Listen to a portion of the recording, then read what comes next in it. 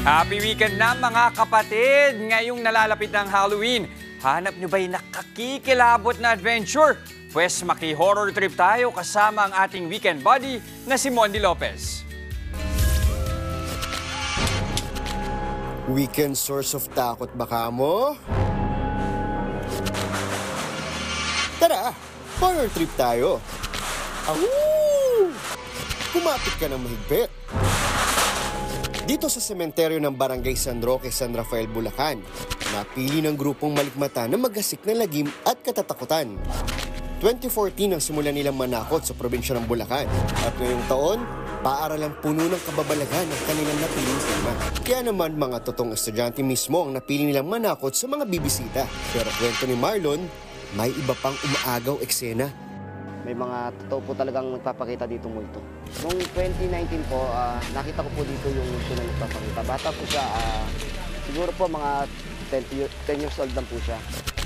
Wala po siyang ulo. Pero sa dami po namin staff namin din na nakakita, doon po namin napatunayan na totoo po talaga yung nakikita namin.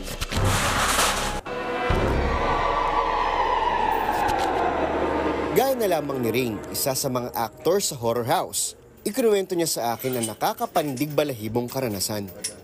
Mga kalagitnaan po ng namin, ng pananakot po, meron po may pumasok pong grupo na may kasama pong bata sa likod. Kinabukasan po ng pananakot po ulit namin, napansin ko po siya ulit sa grupo po ulit na pumasok na siya po kako ulit yon. Teka, parang na-mindset ako bago pumasok dito Ako, ito na naman na kinakatakutan kong gawin dito sa Frontline Pilipinas Weekend. First time ko naman dito dumayo, kahit taga-Bulacan na ako, at hindi ako masyadong natatakot.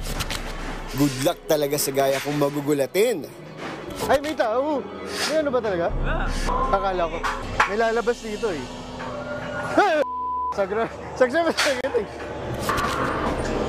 Oh, nakatawag sa atin. Lumapit. Malapit pala talaga eh. Baka lumabas dito. Visit! Visit! Gigil niyo ako Sige, i-playtime ko rin kayo. Kaya mo yan, visit ka! Bawi-bawi rin pag may time, ha? Yun lang. Dami ko talagang gulat.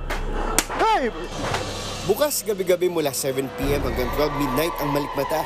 Paalala lang, siguraduhin niyong mabilis kayong tumakbo, At huwag mamalat sa gulat gaya ko. Mondi Lopez, News 5. Mga kapatid, Jess De Los Santos po. Iba na ang may alam at may pakialam sa panahon ngayon.